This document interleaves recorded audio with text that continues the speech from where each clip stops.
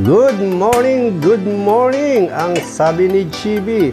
So ngayong umaga po ay mag-iimbento tayo ng luto para sa ulam natin pananghalian. So yan, naglagay ako ng bawang.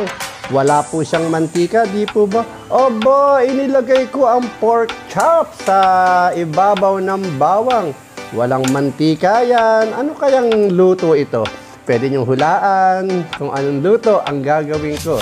So, ayan, nung medyo, at naglagay pa pala ako ng paminta. So, ayan, binudburan natin ng paminta para naman masarap ang ating pork chop.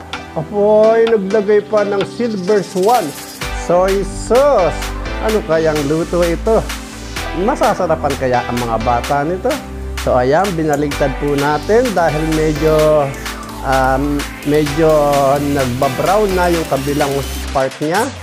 So ayan, may nadalaman pang si GB, baligta rin ang karne ng pork, ng baboy. So ayan, at nakikita po ninyo kumukulo ang toyo. Ano po? So sa pagkakataon kung ito ay maglalagay po tayo ng tubig. Ayan. Nahuhulaan nyo na po ba kung anong klaseng luto ang aking ginagawa? Good morning mga ka-GB. Uy, naglagay pa ng sibuyas. Ang sibuyas ay hiniwa ko ng pabilog. So yan, tinakpan. At ayan, nakita po natin kumulo na ang ating niluluto. Siyempre, binaligtad natin para naman yung kabilang side ng karne ng baboy ay maluto. So yan, patuloy nating hinahalo at lulutuin ang ating pork chop. Meron na po ba kayong ideya kung anong klaseng luto itong aking gagawin? Good morning mga ka-GB. So yan, may toyo na, may paminta pa, meron pang suka. Aba, mukhang adobo yata ito. Adobong ano ang ating niluluto?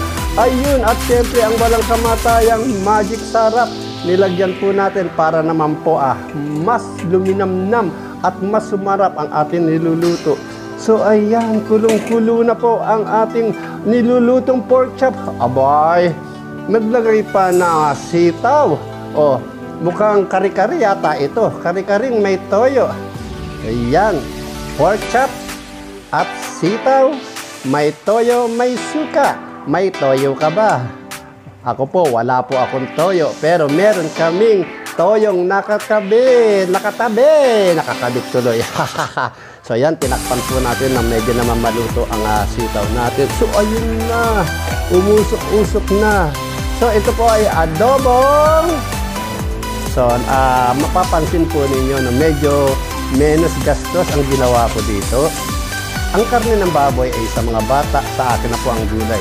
Kasi kung ise-separate pa po natin yan, magluluto tayo ng adobong sitaw at adobong pork chop. So dalawang lutuan pa po yan, no? Menos gastos, menos oras. So ang ginawa ko, habang ako'y nag-adobo ng pork chop, sinabay ko na rin po yung sitaw para adobong sitaw na may pork chop.